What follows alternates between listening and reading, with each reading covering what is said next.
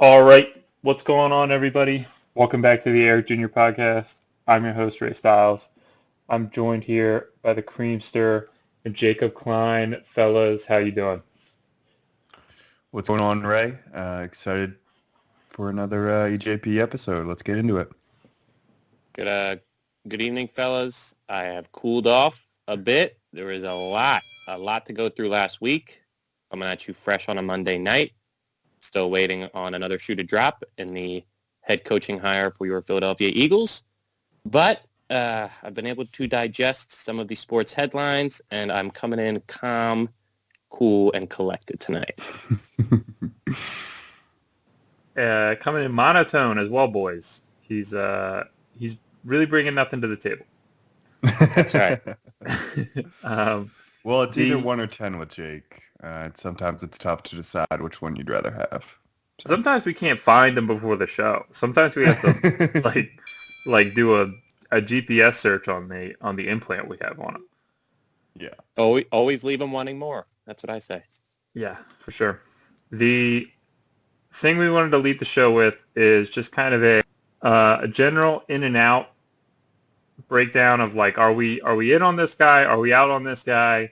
The list of candidates is too extensive to go like crazy in depth on anybody. You know what I mean? It's kind of they've interviewed far too many people to get too zeroed in on any one person. So we just kind of wanted to do like quick hitters.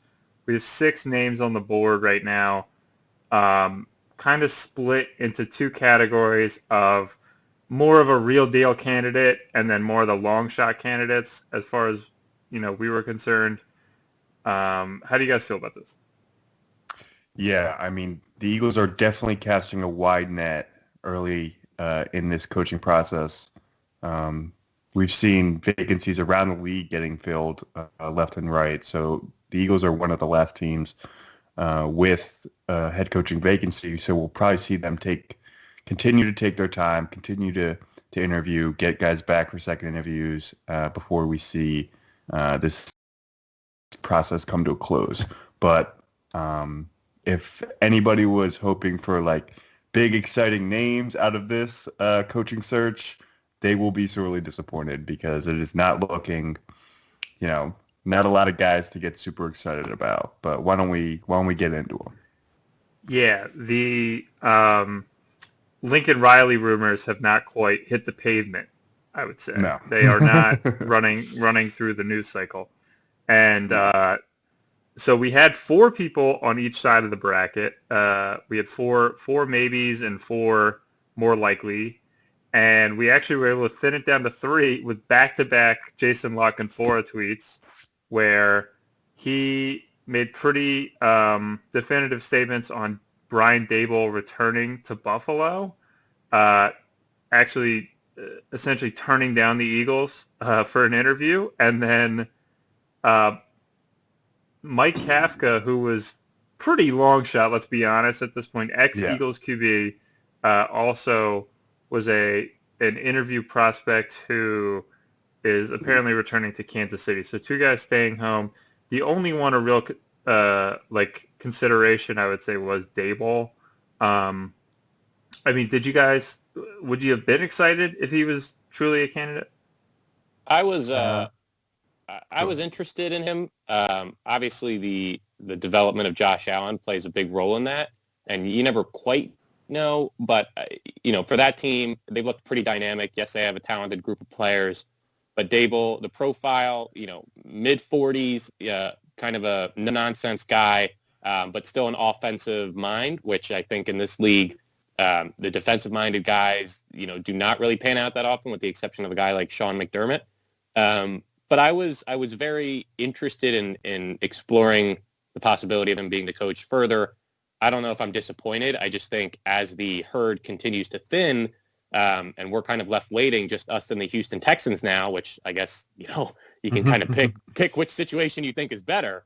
But as we continue to see these guys stay home and you're looking at maybe the top option of the offensive coordinator for Kansas City, who knows how long it'll be until we can get a chance to talk to him. So to channel the far side, it seems like, some of these candidates might be passing us by. and other teams have made their hires. There's a very important question regarding the quarterback situation that you're asking each of these candidates, who's giving you the answer that you want. But Dable, I'm okay with him staying there. It wouldn't have gotten me, juiced up, but I think I would have been content with it. I agree. Similar answer to Jake. He's a guy, when you look at his profile, that usually gets you an NFL job. He's got the good high-powered offense, got the, not the most talented offense that we've seen, but it's been exceptional the second half of the season. And, of course, the development of Josh Allen, who is not one of these, blue chip prospects, but he came in and this season has just taken an absolute jump. Usually when those kind of things happen, the guys around them tend to get NFL jobs. So I'm a bit surprised that he is taking another year in Buffalo. What that probably tells you is that the Eagles and Texans jobs are not very, good to these guys. They don't look at it as a big time, opportunity. So they're going to stick it out maybe for another year and see what happens. That's not good, right, for the Eagles? That doesn't project well. I was thinking about this the other day too.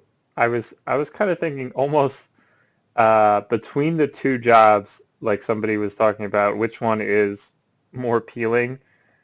I almost think the Texans' job is actually the more appealing, as they both sit right now. I think pretty clearly the Eagles' job is more appealing. Like, you have a little bit less like toxicity around your situation.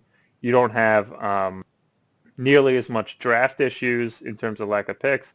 The thing with the Texans job, it's almost more appealing if they end up like kind of having to trade Deshaun Watson, because it's almost like taking over the Houston Rockets right now. You know what I mean? It's like you kind of get to come in. You probably get 2 firsts and 2 seconds and like a third for him or something, and you big haul, yeah. Yeah, you get a huge haul, and you have no expectations the first year. You get to you have a brand new GM, so you have a guy that you have like probably at a minimum 3 years to work with, and you get a ton of picks. Like, that is kind of the ideal spot for a first-time head coach. Obviously, if you're, like a retread guy, if you're coming back around and you're just trying to like get another job, that's not really the situation you want. But if you're a first-year guy like Dable or somebody like that, I mean, if you have a big haul of picks, like Matt Rule last year, they tore it down. They got rid of Cam. They like knew, hey, we're not winning anywhere close to being above 500 this year, but it was fine because they knew what they were doing, and it became a pretty good situation for Rule. And it's something where, I mean, all the wins are pointing towards them having to deal him. So it's a pretty crazy spot they're in. I think you make that argument because there's a clear direction, right? And as that first-year head coach, if you're coming into this mess of an Eagles situation with tweening between team, like expensive players, but you're not a playoff team, like what are you even at right now? And like making your mark as like getting your guy, quote unquote, where it's like you either kind of have to pick which of the guys is quote unquote gonna be your guy, and like to not make the wrong decision right off the bat is such a huge factor in your success rate, so, or at least your projected success. So I think that answer in all these interviews, like that's what's jumping out the most is like, what are your thoughts on the Carson situation? And like, God, how many of them are being honest and saying like, yeah, he's definitely salvageable, and how many of them are saying like, look, you got a clean break, eat the money, and like if I'm in charge, we got to just clean slate, so, because that's from the top down and everything for an organization. So I'm really interested to see, like, what do you guys think? Do you think most of these coaches, McDaniels and whoever else, like they're saying, yeah, we want to restore Wentz and we can bring him back? I think that's what the Eagles want to hear. Yeah, so I think that's what I think guys pick up on that, and that's what they're telling them, because that's what Jeffrey Lurie and Howie Roseman want to hear. That Wentz can be fixed, and that, guy X is the guy who's going to do it. I think that is going to go a long way in deciding these interviews is how much are they pandering to Wentz. It's frustrating because the lack of direction for the team is clear. It's going to be another will they, won't they summer with the quarterbacks, and every second every failed interception and whatnot is going to be second guessing. I don't envy it I wouldn't want this position if I were an up-and-coming coach. I get why Drabel is staying in Buffalo. And I get why maybe Houston would be a little bit more, desirable, because this is just a complete and total mess. We've been saying it for a few weeks now, but as the coaching search has gone, it's definitely becoming more clear. Yeah, and I mean, I'd like to think there's probably candidates who just want Hurts and just are denying an interview because they know that's a deal breaker for the job. So yep, that's where we're at. Okay, so the first person we have, like I said, we have three legitimate candidates and three pretty long shot ones. We'll start with Bieniemy.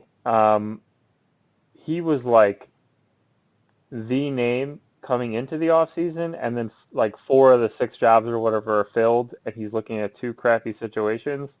And I mean, he's like kind of the leader in the Texas race right now as far as what I was seeing, but he hasn't really been clamored for like some of these other people. Like Arthur Smith was right away more sought after and secured a job much faster. Salah, the same thing.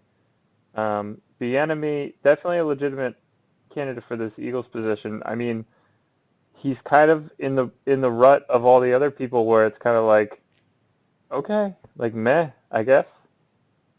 He's also got the issue of the Chiefs are still playing, and he's still needed there, and he still has a job to do. Whereas Arthur Smith, his off season has already started.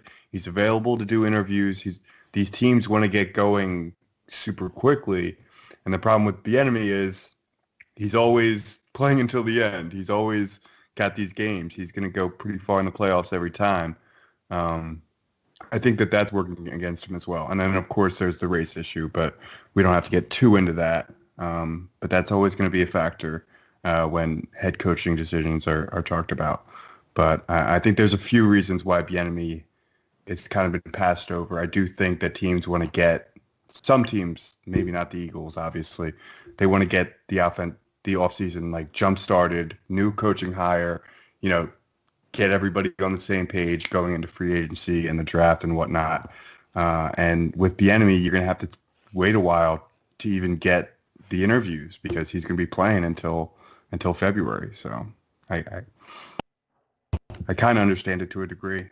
He strikes me as the competent, safe pick. You look at these profiles and you're looking at age, you're looking at experience, you're looking at personality.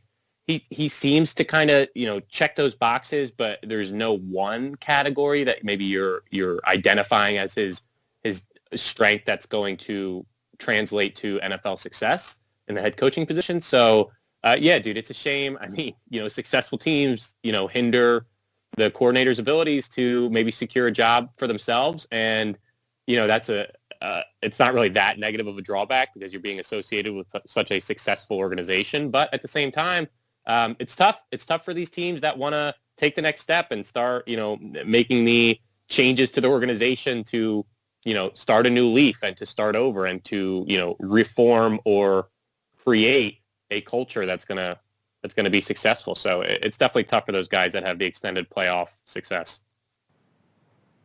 He's definitely he's a favorite in Houston just because he's Deshaun Watson. That's who Deshaun wants, and I think that's definitely going to make him a serious candidate for them. If they want to salvage that relationship with Watson, they're going to take a long look at him. So there's a chance he comes off the board, not for the Eagles anyway. I would say as far as the way things are looking optics-wise right now, Cream, I would say I agree with you where it's looking like he's more close to the Texans' job than here. Here it's kind of been the standard interview, but there it's been like there's that internal push from the franchise star who, if I were Bieniemy, I'd get the job and then I'd trade him.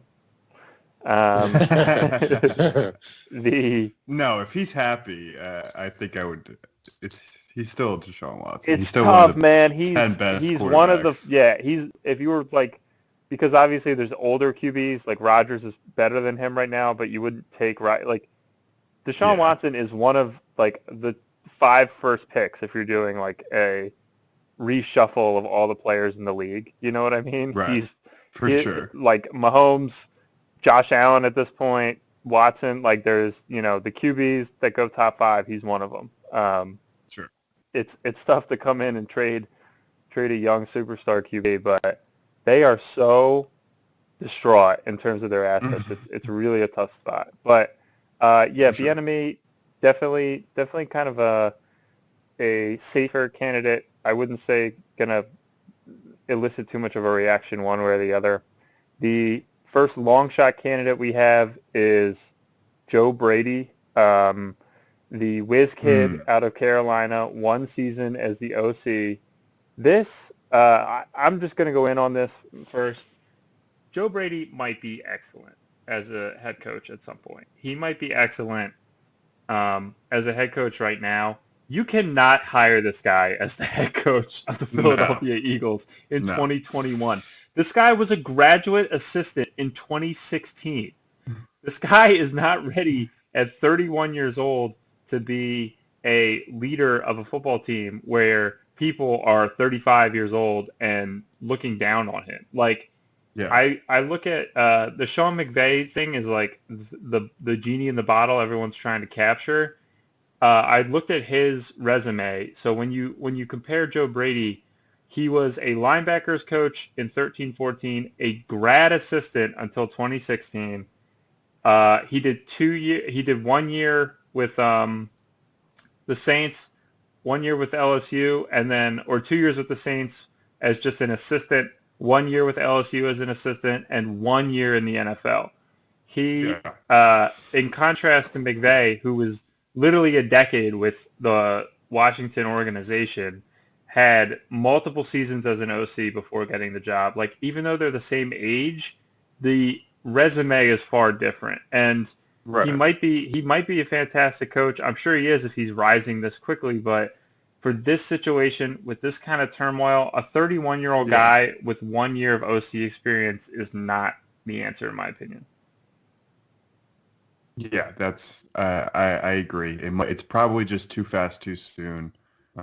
He had a decent year with Carolina. That offense was pretty functional, but it never, blew anybody away with his scheme or his, insight or anything. And of course, the LSU thing, he had Joe Burrow and Justin Jefferson and Jamar Chase. Like, hell, you throw Jake Klein out there as an assistant coach, and I think that team still, wins all those games and puts up all those points. Not a knock on Jake. I just think I think those guys are way too talented to glean anything too impressive from Mr. Joe Brady. I totally agree. That would be such an out of the box hire. It doesn't seem like something Laurie would do either. Usually tries to go for more experienced guys. I can't imagine him pulling the trigger on a guy like that. The other thing is, does he even want that? I don't know if he would even want that. I mean, I'm sure you take the interview, you get your name in the mix as a serious professional for this, but from a career development standpoint, it's probably better for him to just stay in Carolina. He has a stable situation and a new head coach who hired him and brought him along with him. I would think he would also want a couple more years as an OC before taking over a dumpster fire situation at 31 years old. For sure. Jacob, any thoughts on Mr. Brady and not Tom?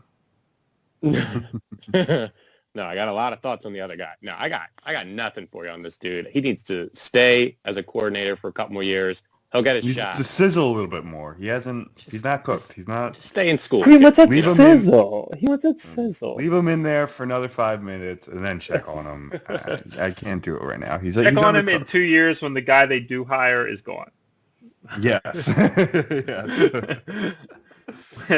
When he'll be top candidate for the next coaching search for sure. the next Eagles coaching search. Yeah. Okay. So our next guy on the real candidates list is, I would say, God, in my opinion, the hands down favorite for the job. I would say this guy's definitely the favorite for the job in my opinion. That's Josh McDaniels, man. This guy, he's like baby Gruden. He's in the head coaching carousel, like how Gruden was for 15 seasons. He's like the 30s, like the guy in his 30s who's that version of it. He obviously had the Denver job about a decade ago and then left the Colts at the altar for them to rebound with a better head coach.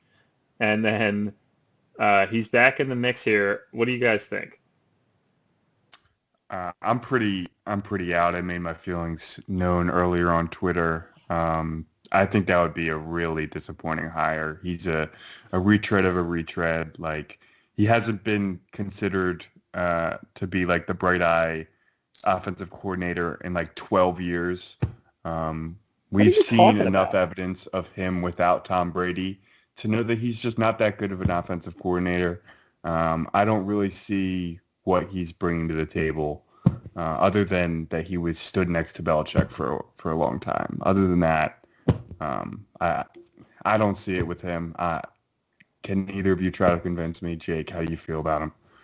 Well, there's a couple things that jump out right away. First, Josh, very generic name, doesn't do much for me. McDaniels, ending with an S. What happens when we have to pluralize something about him? I hate adding the apostrophe after the S.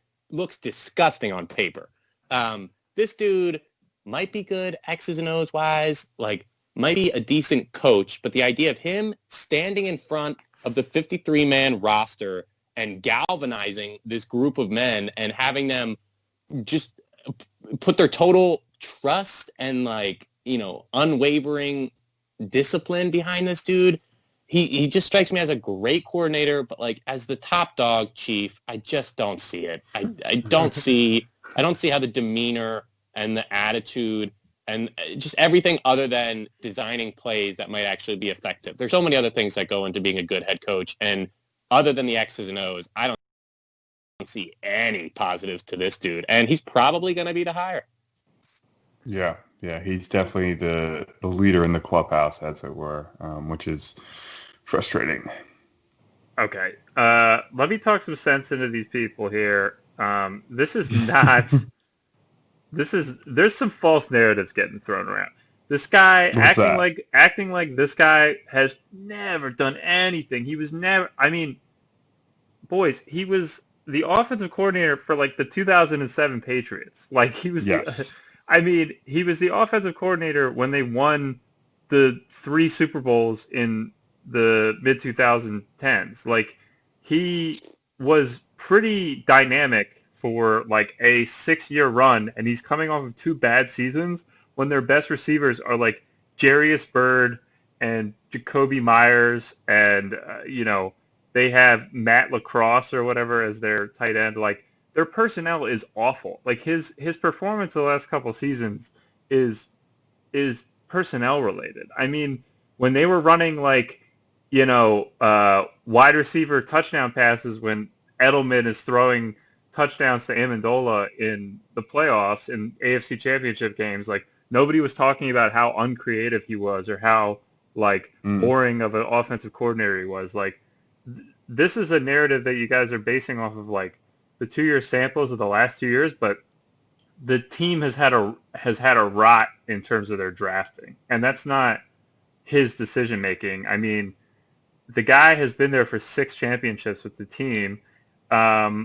I will say he's a mixed bag for sure. I think the bigger concern is what you were saying, personality-wise. He does have that history of some like arguing with players or arguing with Brady, but I do kind of like the fact that he was almost like he was the hot assistant in 2009 when he got hired by the Broncos and had the flame out. Like, you know what I mean? He did his 2 years, still made the playoffs with Tebow, but he did his 2 years, had the flame out, and then came back to New England, had a ton of success, and then now he's in his mid-40s and, you know, going to be a lot more mature if he gets a second chance at this opportunity. I would say he's personality-wise definitely has some red flags, but his football performance I think is pretty fantastic. And to act like it would be a disaster right off the bat, I think is a rush to judgment. I think this guy has some serious potential if he has weapons to work with. And right. From a standpoint of like who's fixing Wentz, man, of the candidates, he's kind of my pick.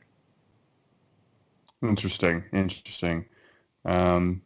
I'll push back a little on that. I think when you say that, you know, we have to, you know, we're focusing in on the years that he doesn't have weapons, right? The Denver years, the one St. Louis year when he was the OC, and then the last two in New England. What do you think is going to happen when he gets to Philadelphia and he has no wide receivers and the team can't draft? And none of those problems the weapons in Philly are far superior to New England, man. Miles Sanders, right now, Zach Ertz, sure. Dallas Goedert, Jalen Reagor, every person at every skill position, the Eagles have two people at the top of the Patriots depth chart. Okay, that's fair. It's a what have you done for me lately league. This dude might be good on the X's and O's, like I said. Man, what have you done for me lately? They won a Super Bowl 2 seasons ago. With the GOAT, dog. With the GOAT. Like, what are we talking about? We don't here? got the GOAT. We got broken ass Carson Wentz. Yeah, and who's more likely to fix him? The guy who worked with 20 years with the GOAT, or somebody who has, been a defensive coordinator? You've seen how. No. Yeah, right. Like that. I'd love to hire him as an OC. I'd love to hire him as an OC. Yes, definitely. I just can't. Just the personality stuff. It's just. I can't get over the. The not taking another head coaching job after Denver when he backing out of the Colts gig, like staying in New England, staying safe in New England. That just seems like a really weak move, and I don't really trust him. I don't want to be the team that gives him that gig. Let him get a gig somewhere else, not with us. All right. It's been a while since people have called his offenses particularly innovative. Is also the thing. I would say they were functional with Brady. The Patriots, sure. The Patriots roster has been on if you just look at their drafting, like their roster has been on a steady decline for 5 seasons in a row, essentially, and. The main thing I would say that is kind of coming back to me is that Colts situation, man. That if that's just a deal breaker for you, that's totally understandable. And the personality stuff is more of a red flag with him than any other candidate, and it's definitely justifiable to say like I'm out on him personality wise. But I just have to kind of defend the guy X's and O's wise, like those offenses and those playoff performances were legitimately great for tons of seasons, like over a decade worth of evidence. So I can't really put too much weight into the last 2 years when, their top receivers are literally on the Eagles would be third in the depth chart. Right. Which is heinous. Okay. So I think it's safe to say I would be okay with that hire. You guys seem like you're out. Less so. And he does seem to be the prime. We want to reiterate in case this news breaks tomorrow. He's right now, if any of us had to bet, he's the guy, right? for me. Yeah, I would he's say the front runner. Probably my front runner. He's the front runner is what I mean. Let's bounce to an unlikely candidate purely because of like recency with him. He got a quick turnaround for an interview call.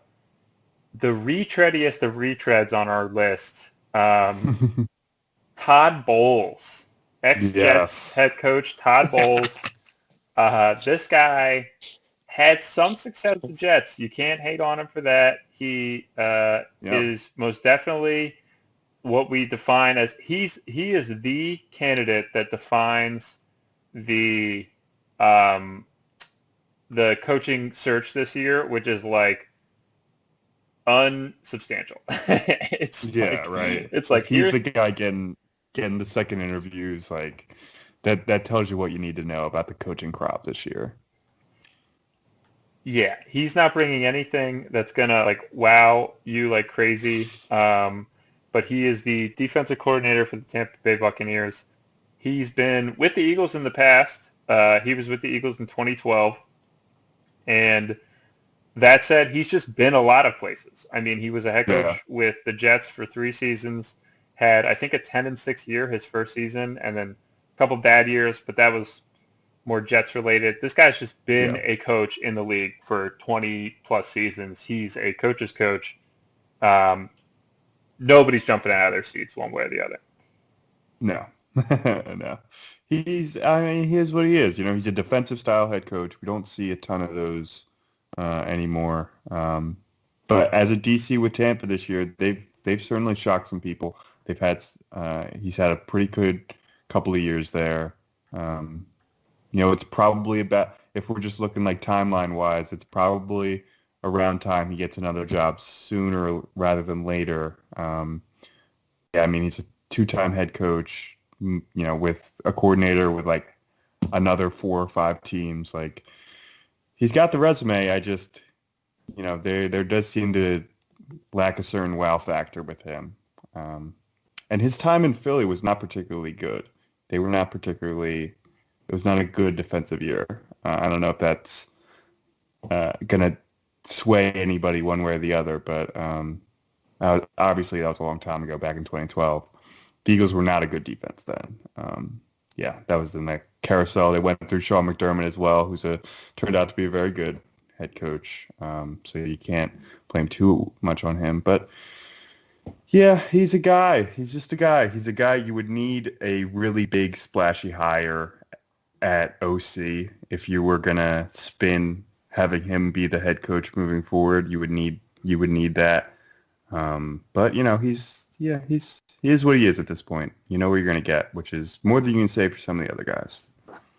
Yeah, definitely strikes you as a long shot, and you know, likely just the team doing their due diligence, right? I mean, maybe it's interesting to hear what he has to say about the Wentz-Hurts situation, having been in the league this long and kind of having seen where the league has gone over the past decade. But definitely not a serious contender. And dude, these defensive-minded guys just are not what people are looking for right now, at least in 2021 NFL, you know, reality. So he's probably not going to get a head coaching job, and probably it's best to just return there in Tampa Bay. And if they have another good year, then he'll be probably getting a couple interviews next year as well.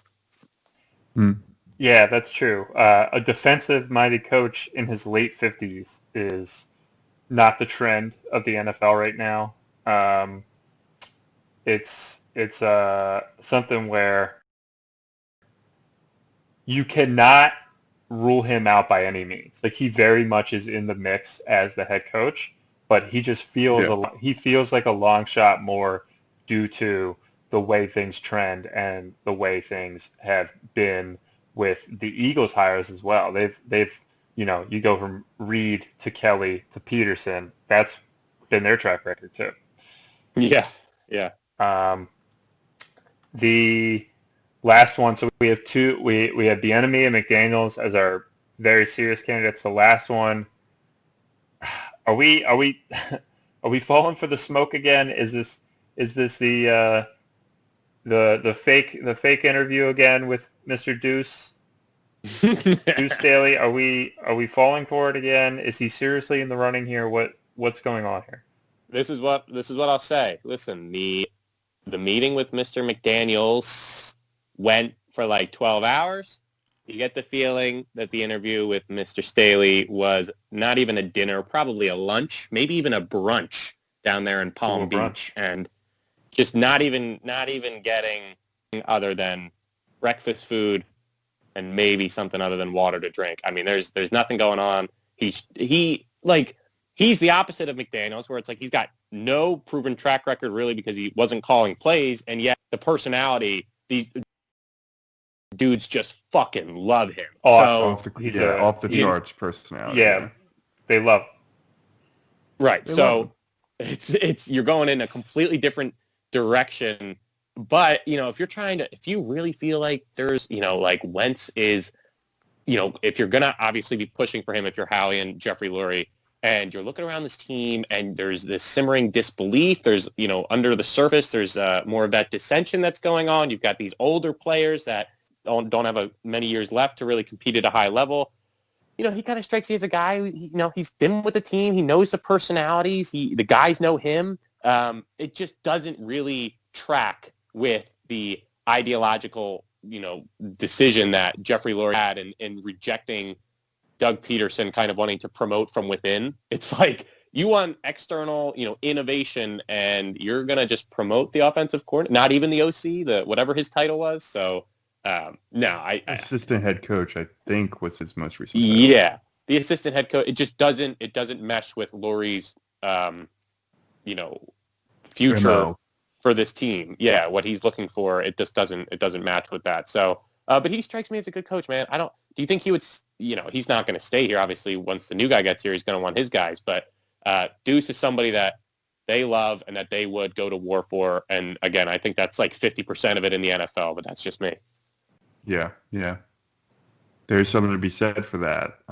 But he's not seen as like a play calling guru. He's not seen as somebody who's gonna, innovate anybody, outcoach people.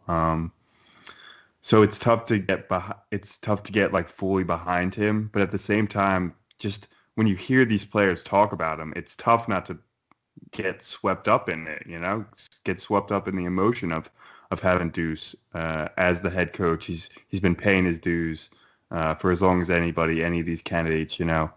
I would love to see it. I would love to cheer for this team. It would help me, get back into my full force fandom with the team out of like this disaster of a year and the Howie stuff, backstabbing and whatnot, and all the Wentz leaks. It would help me get back into my full force of fandom, but I don't know. I honestly don't know what they think of him. What it seems to me, if they had higher hopes for him, he would have been in more positions by now. He would have had more responsibility in the last couple of years if they liked him for head coach in the future. That's just my, reading of the situation.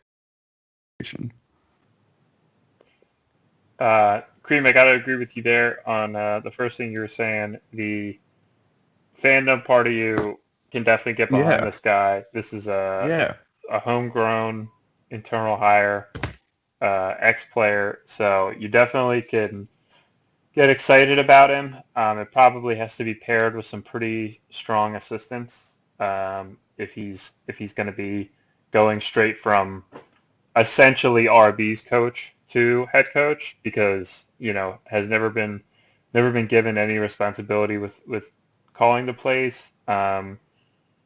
It is kind of a point where it's like maybe they hire somebody else but make him the OC and he just gets up one rung of the ladder again. I don't know where they're at with it. It's so hard to tell with Deuce. He's been just kind of like in the periphery of always in contention for so long that like it's tough to tell how serious they're gonna take it. So the last fake candidate we have, for lack of a better term, is Gerard Mayo, of all people.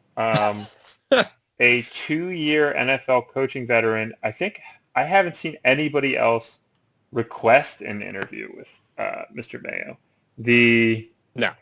interesting thing is also associated with the Patriots, he's been coaching there as the inside linebackers coach since 2019. He played 7 years, or he played from 08 to 15 for New England, had a lot of injuries, but was an excellent player at the time. 2-time Pro Bowler, first team All-Pro in 2010, Rookie of the Year.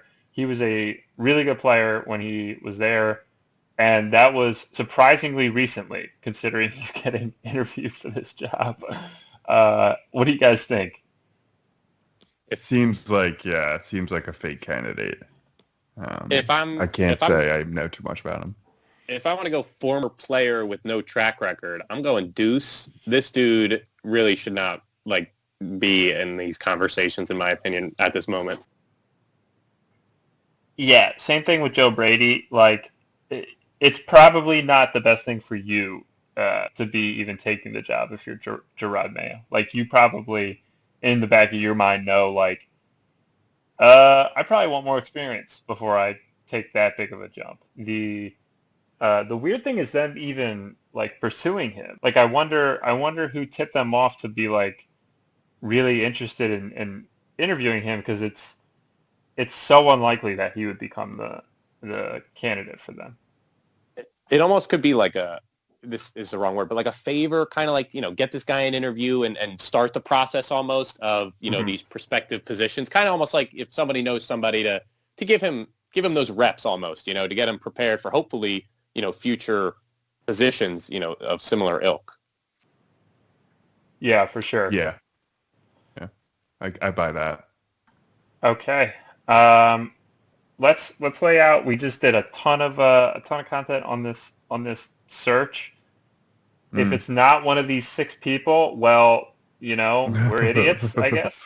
If it ends up being Brian Dable, what do we do? The final prediction for you guys. What's the final prediction? Keep it all in mind. Keep all those Josh McDaniels red flags. He flamed out in Denver. 9-hour interview. What is it? What's the call? I'm going with, I think, sometime this week, I think they're going to announce McDaniels. I think they're not going to wait for Bieniemy. They're not going to wait. They're not going to hire any of these reach guys. I don't think Lori or Howie have ever been quote unquote Deuce guys. I think it's going to be Deuce guys. Yeah, that's funny. We're Deuce guys. Okay. Can you elaborate on that? All right. We're done with that. I think it's going to be Josh McDaniels sometime this week. Jacob. McDaniels is a safe pick. That's where the chatter is definitely heading. I'm going to say that the Andy Reid coaching tree will not be denied, and that they are going to wait this out. They are going to hope that the Bills pull the upset of the year and take down those Chiefs so they can talk to Mr. Bieniemy. And he's my pick, man. I think they look around and they go, dude, are we overthinking this? Every dude who's coached under this man is good. Almost all of them. So that's the pick, and it'll satisfy a lot of different stakeholders and the fans. After our initial reaction to Dougie, I think we're going to be a little bit softer, maybe a little bit more willing to listen, give him a little bit of time, and he's my pick. Yeah. Juan Castillo notwithstanding in the coaching tree, but yes, I agree with that. He would be my pick. I just think that the Eagles are going to go in a different direction. They don't want to wait until after February 6th or whenever the Super Bowl is.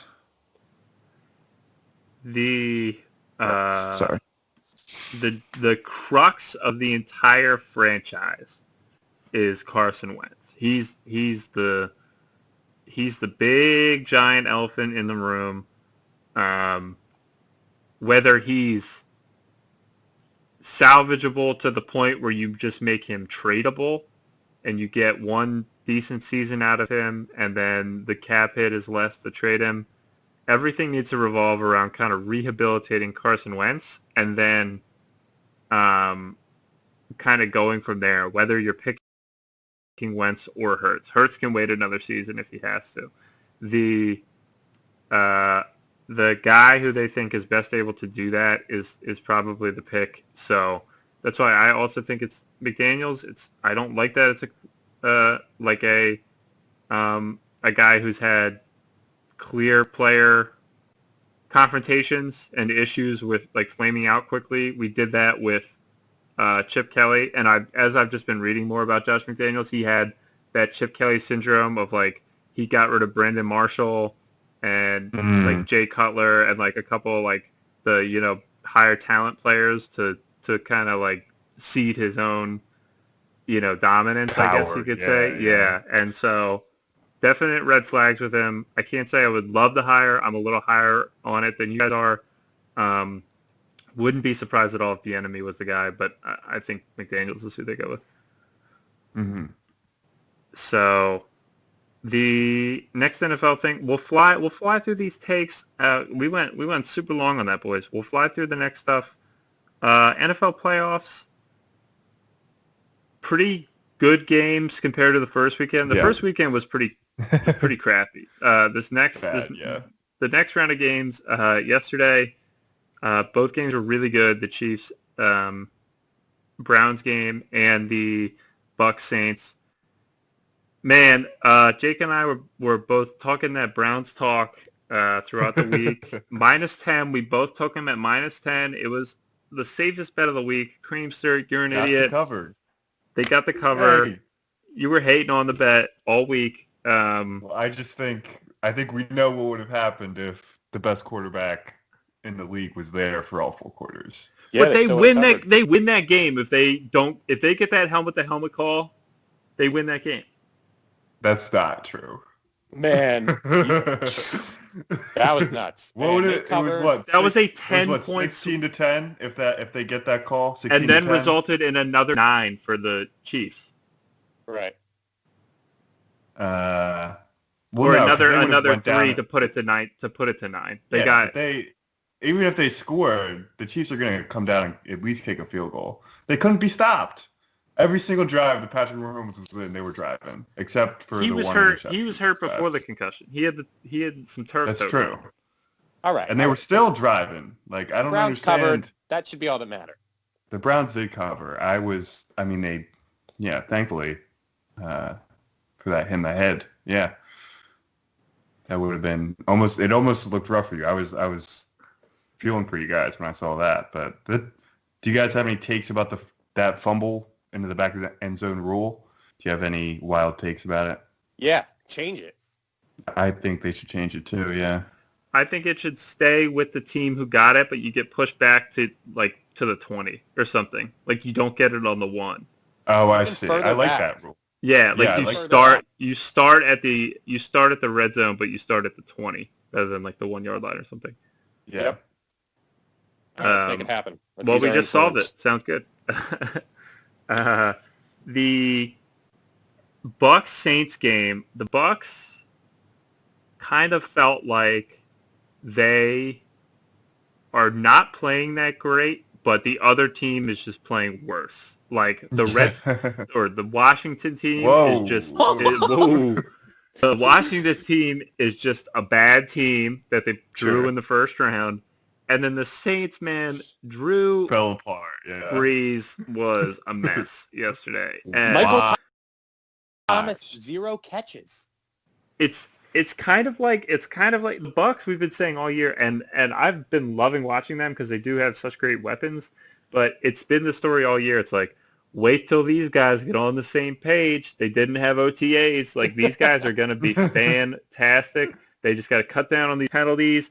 Cut down on these drops, get the timing with Brady, and they're going to be great. They still kind of don't have that. They're in the NFC Championship game with 2 bad performances by the other team. Yeah. Well, I feel like that was, that's part of the Brady myth. Like teams just, it's happened with Belichick for a while that coaches would just like outthink themselves into really stupid mistakes. And I guess Brady has a little bit of that air too, where teams playing them in the playoffs, like they just completely fall apart. I'm excited. You have to be excited for that matchup next week, Brady Rodgers. It should be a good one. I would say the Packers looked pretty good, but they had to beat the Rams. Not exactly the stiffest competition. They probably had the easiest game of the weekend. Yeah, but I'm excited for that matchup. The Saturday games, not quite as good as yesterday. Two essentially blowouts. The Baltimore game, Lamar was playing bad, but they were still most certainly in it, and then he also got concussed. They were just kind of a mess from the start. They had to call timeout, I think, on the first drive. Like they were discombobulated right away, which is super weird for the Ravens. They're usually very well prepared, but this was a mess of a game by them. Buffalo, honestly, they feel very Destiny-ish right now because that was kind of like they played terrible but got away with it. And they kind of feel like they are still the most confident team in the AFC right now. I kind of love where they're sitting coming into this game against the Chiefs, obviously.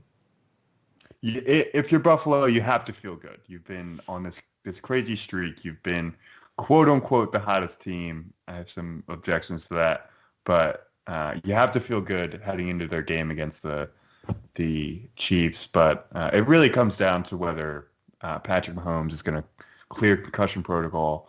If he plays even at 60%, the way the Chiefs played on Sunday, they're the best team. They're the best team. They have the best coach. They have the best players.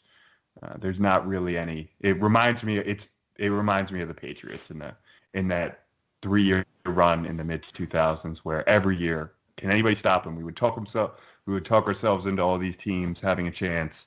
If Mahomes is out there, I'm pretty confident that the Chiefs are gonna win. Jacob. Man, it's going to be Chiefs-Packers, and it's going to be a shootout in that Super Bowl, and they're going to take care of business this weekend. The darling Bills. Oh, God, what a great story. You guys made it through AFC They're very Championship cute. Game. Oh, it's so cute, sweet. Yeah. Oh, my gosh. Goodbye. And Packers, take care of business against that old man. Get his old ass out of here. Blow him out by 20. The ageism. And let's get a good game. Let's get an actual good game for the really important Super Bowl. And that's what I have to say about that. My predictions, Patrick Mahomes miraculously recovers. I saw, what I saw on like the post game. I don't know if you guys were still watching. Immediately after the game, Jay Glazer was like, "It might not be a concussion. He might have just gone unconscious by getting choked out a little bit." I was like, Jesus, man. It's like, what? Jake Glazer, like, I don't know how that guy has managed to put himself into the position he's in, but he's just like a crazy person. Yeah, he just seems like a wild dude. He gets real scoops, though. That's the other thing, too. Yeah. Like, he was, like, adamant the Giants were trading Odell Beckham, and other people were like, this guy's so crazy, and he was actually, like, completely on it.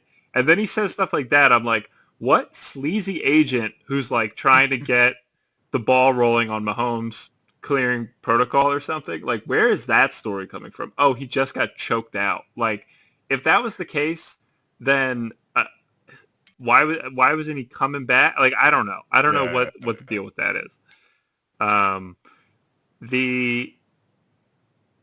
The alternative Super Bowl. I want this Super Bowl. I want the alternative Super Bowl. I don't care about the one thing is like, oh, Rodgers getting that second ring. That would really kind of just like ice it. Get an MVP. Get a second ring. He's like kind of right there with Brady. Even though Brady is obviously the 1A, he's like the 1B. Sure. But he's in the same category. Yeah. But man, I want the alternative. I want my pre-playoffs prediction: the Bucks Bills. That's the Super Bowl, man. Weird Oh my teams, God. weird What a wild cities time. in Tampa. Like division rival of Tom Brady, his doormat for 20 seasons, coming in and into his home field. That would be such a wacky game. I want That it is so much. For heinous, sure. terrible, horrendous, awful, disgusting, grotesque. How many more adjectives you want? I want the Bills to win. I want the Bills to win that game. If that's who's playing it, they deserve this, man. They go back and edit the 30 for 30 like they did with the Cavs. They're just like, listen, the ending you always wanted. Yeah.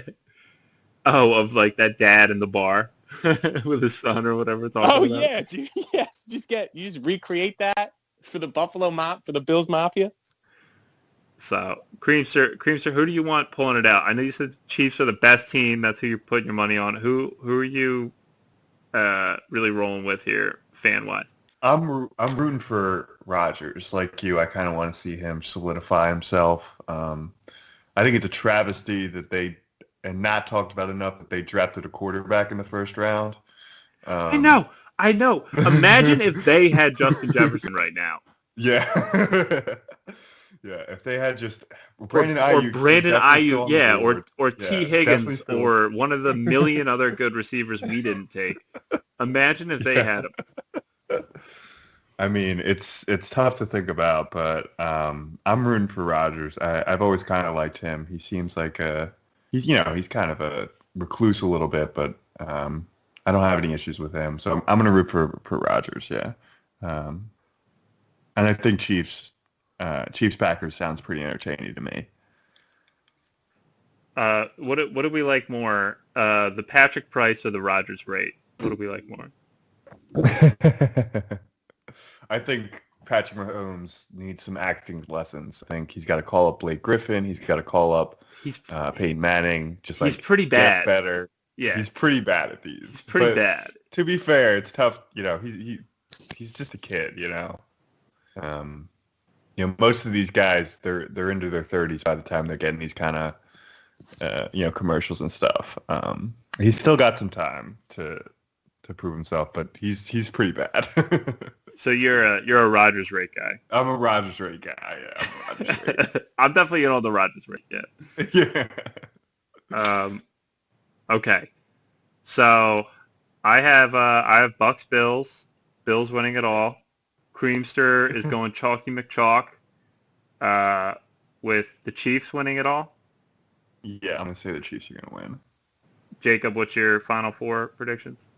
Chiefs Packers, and Packers taking all. Rodgers getting the second ring, and a nice little neatly wrapped bow for this NFL season. Wow. Three different opinions, three different winners. None of them will be right. The Buccaneers will win it all. All right. We're off the NFL. We're on to the NBA. Boys, the dust has settled. We debated recording over the weekend with we debated recording on a non-Sixers transaction. The Harden trade that was once meant to be, then reportedly was never going to be, then was reportedly too expensive to ever be. The amount of stories flying over the autopsy of this transaction is crazy.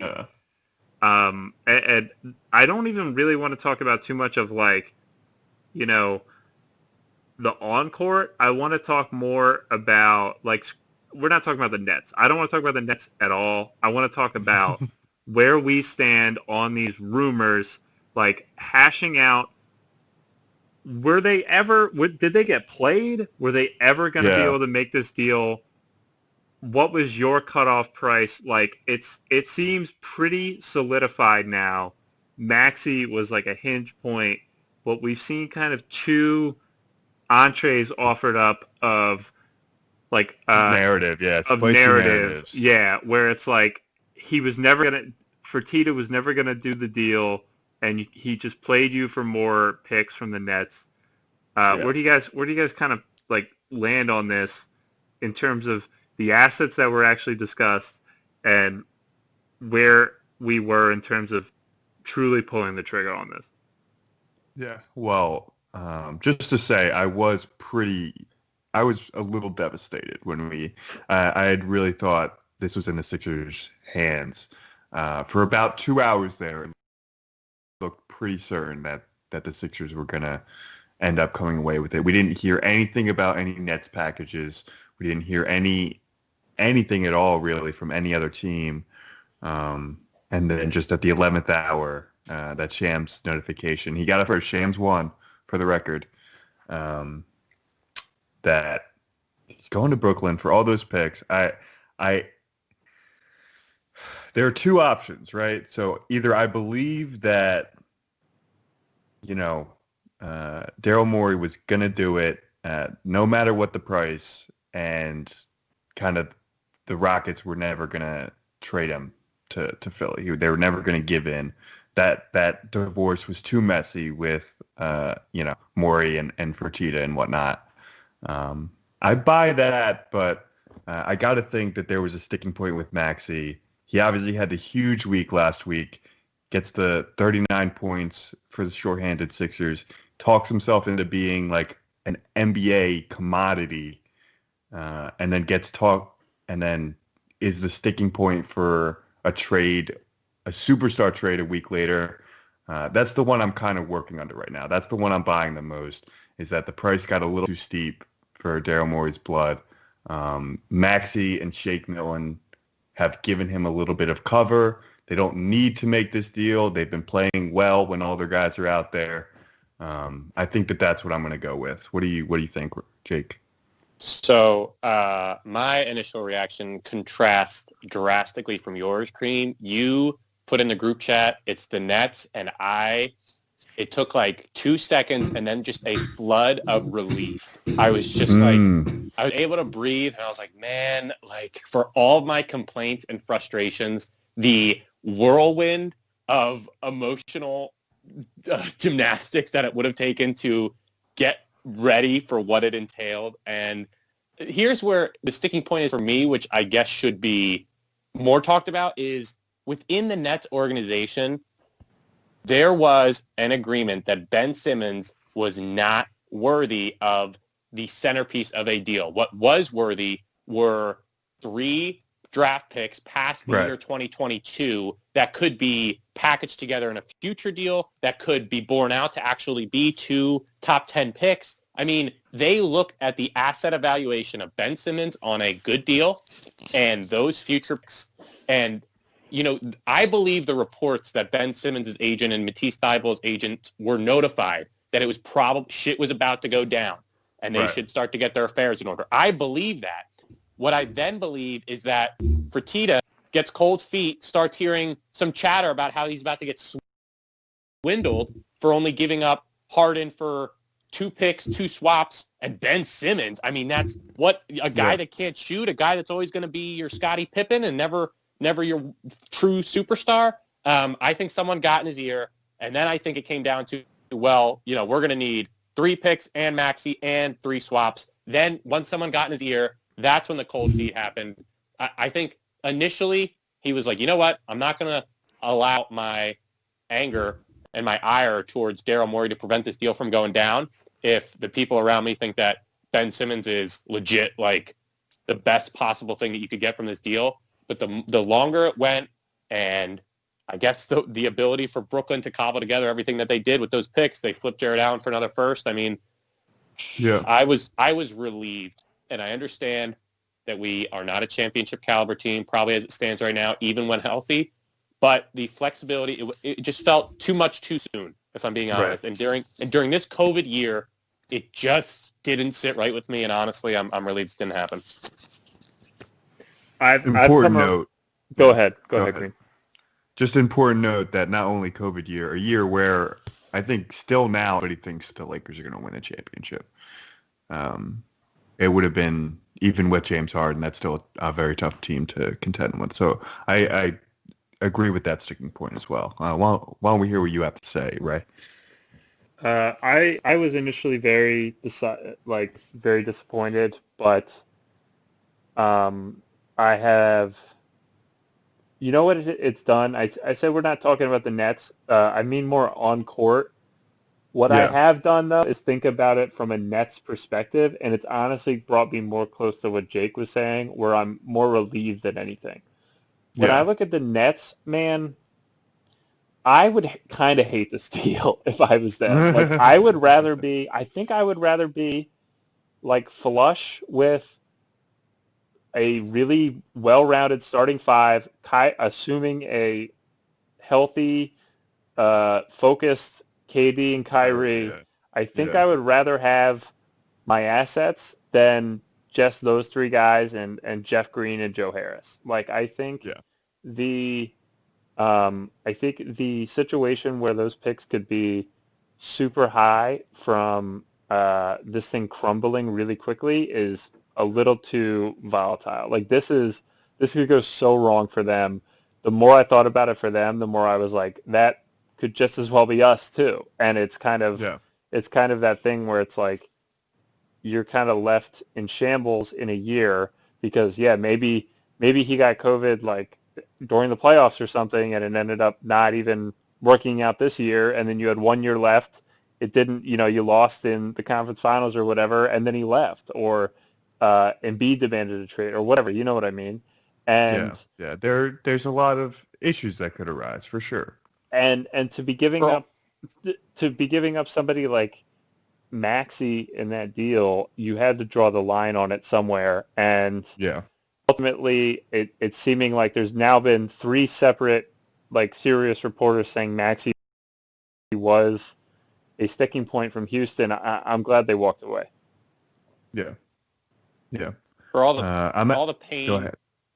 just quickly, all the pain and suffering and like all the missed opportunities and all the fake meetings to get James Harden and have this pressurized environment where you might not even be able to field a healthy team, for any stretch of significance this season, and then for it to flame out in one of those scenarios that you mentioned, for the process to culminate in that, it just didn't feel right. You still have flexibility, you have optionality moving forward. There are still moves to be made, and it was a gut punch because it was swirling and it seemed, it was a collision course and, everybody I couldn't get off Twitter. And then, you get the conflicting reports, but yeah, dude, I am relieved. And if Ben Simmons is just flawed in a way that will hinder this team's ability to win a championship, then Daryl will find a way with him and get a piece that will help us win. And that's the confidence. And that's what I take solace in, is that guy at the top is going to make sure that we make the right moves moving forward, even though he didn't make this one. Yeah.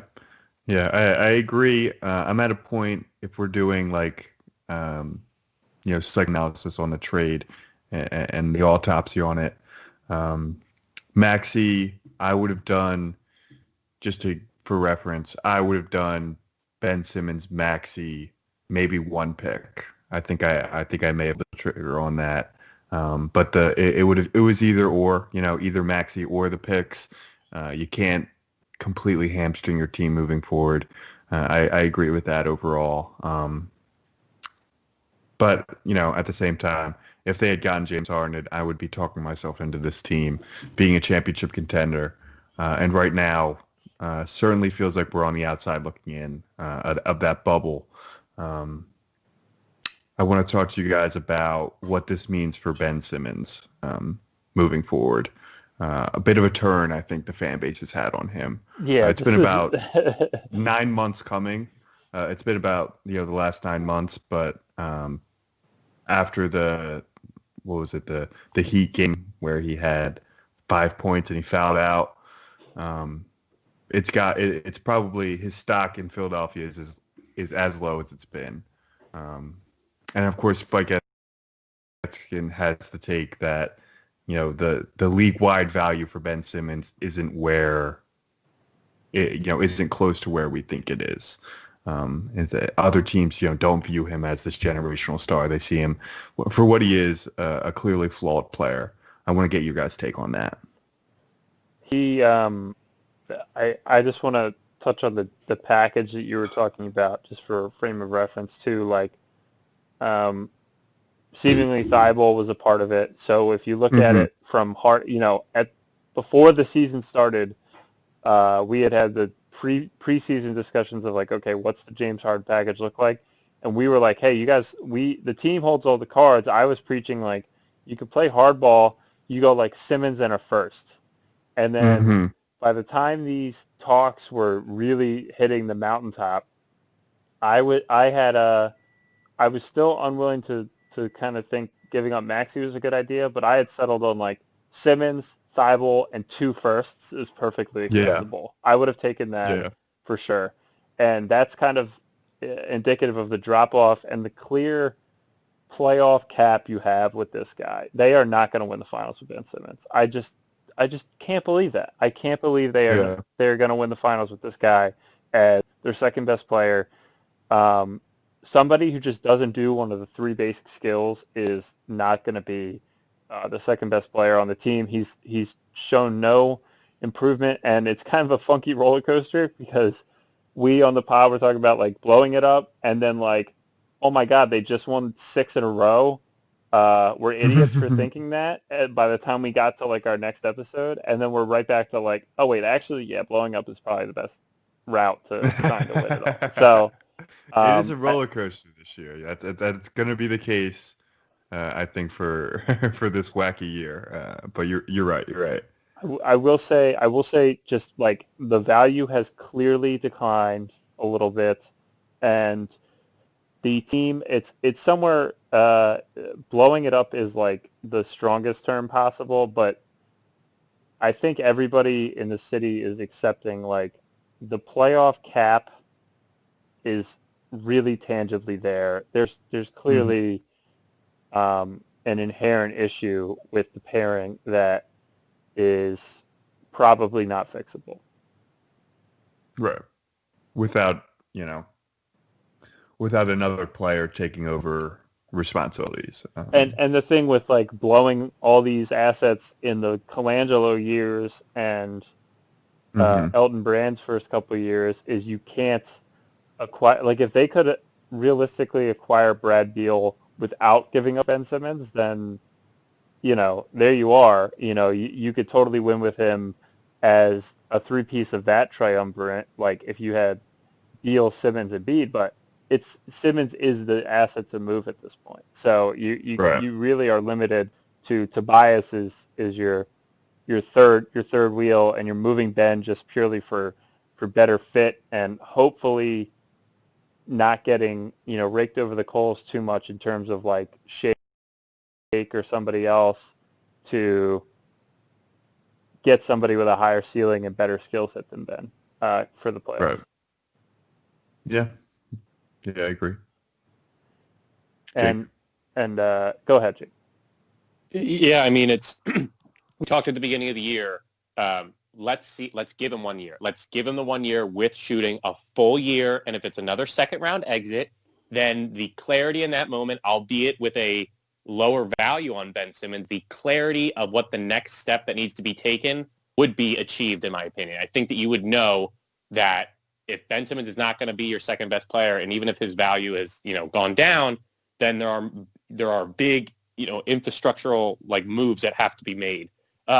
Just in a quick tangent, in a bit of irony, this Sixers team went from having no bench, no reliable pieces, no guard play, to suddenly having 2 guards in Shake Milton and Tyrese Maxey that are untouchable and able to derail a trade involving James Harden, and just like the quickest turnaround of like, we have no creation or ball handling, to we've got these 2 guards and then a third guard in Curry who's elite at shooting, giving them like when he was playing, giving them like 17 points a game on great percentages.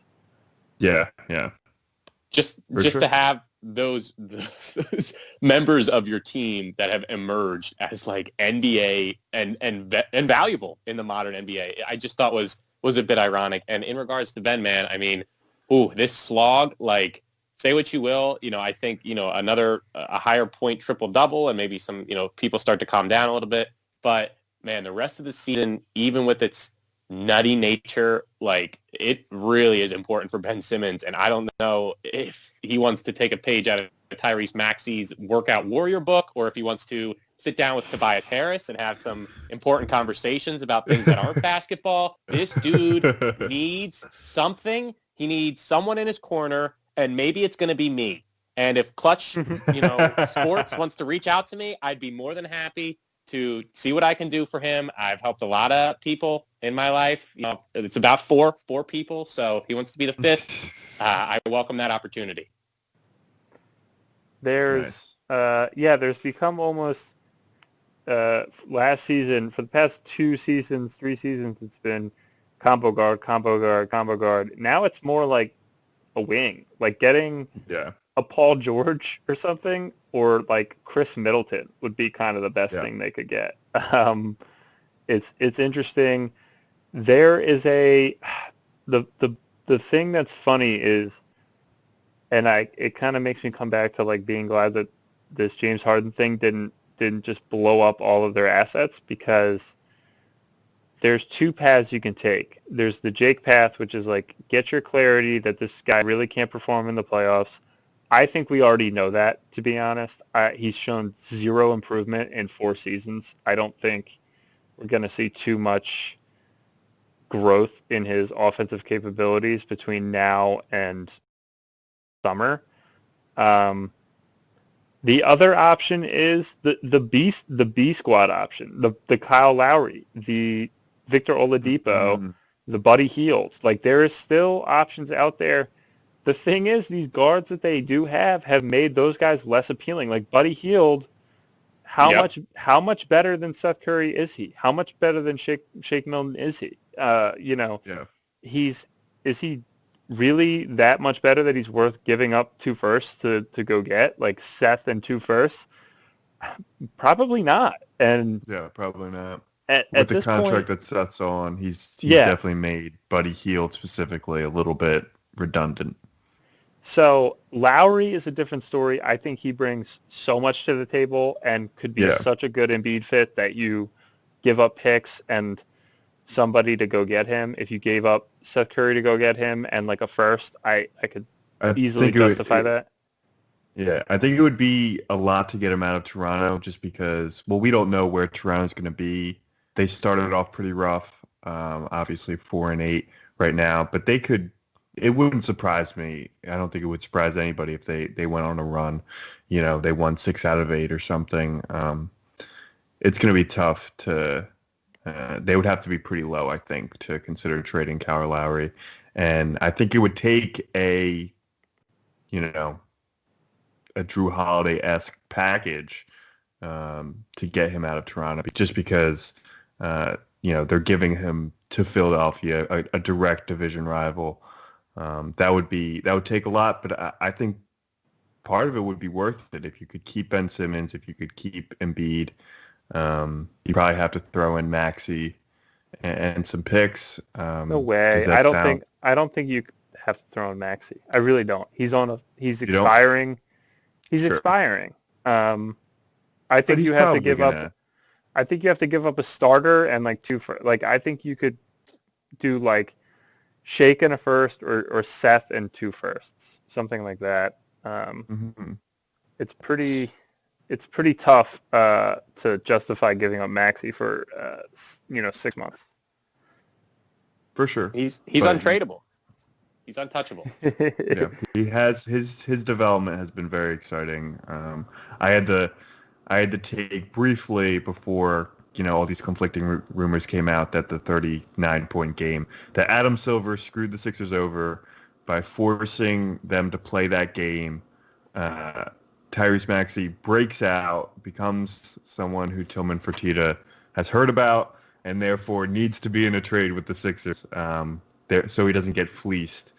If that doesn't happen, if Maxey stays a little bit more just under the radar for another week, man, we could have James Harden and Tyrese Maxey. We could have kept him.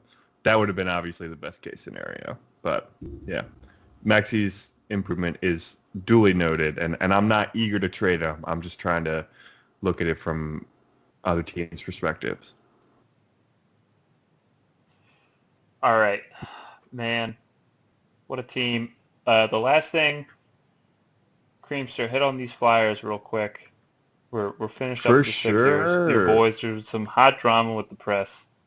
Yeah, That was man. wacky. I don't know what was up with that, but you seem to be pretty in on them. For sure. They just started the season. They are now 2-0. Beat the Penguins twice. Always a good sign. They're doing the NHL is doing these 4 division things because the Canadian teams can't travel. So you're only going to play division teams. So get used to a lot of Washington, a lot of Boston, a lot of Pittsburgh. We're going to be getting a lot of those games in this season, which would be exciting. But the Flyers have started off super hot. They look as good as they did last year with the addition of some younger guys. Joel Farbery, he's a pick a couple of years ago. Fun fact about Joel Farbery, he was actually the Flyers pick during the recording of the first Eric Jr. podcast back in 2018. We recorded during the NHL draft, and if you go back and listen to it, you can hear me stuttering because the pick had just came in, and I'm trying to read it and listen to the podcast at the same time. So that's a little fun fact about him. But he's looking great. He scored a couple. He had 4 points in the opener. The team looks really deep, and that's what you need in hockey. You need, multiple. If you're not going to have, the Sidney Crosby or Alex Ovechkin guy scoring all the goals, you're going to need to do it with depth. And right now, the Flyers look like they have a lot of scoring depth heading into the season. You have to be excited about them, and you have to consider them a favorite in the Eastern Conference. They're absolutely going to be there at the end of the year. So get excited about them. Get ready for the rivalry matchups. It's going to be a long year dealing with all those games. And don't criticize Jake Voracek. Don't do it. He's going to come after you.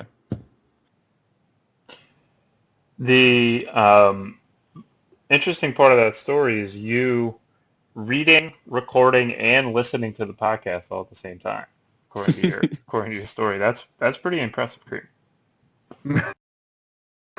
No, yeah, whatever. I don't know how we afford to keep you on payroll.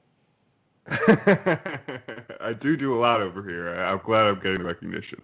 It's a nice bit of trivia for the EJP. And might I just add that after putting a couple dollars on the Flyers to win it all, I'm feeling pretty good. Feeling pretty good about my odds. They are they top 3 favorite, you would say? They're 15-1. So they're like top 6, top 7. Yeah, they're like top 6 or 7 in the league, but top 3 in the East, I'd imagine. Okay. Just got to get to the dance, All right. Anything else, fellas, before we head out? I think we're good. No. All right. No, this has been a long one, boys. Let's get out of here. Thank you all for listening. This has been the EJP. Bye.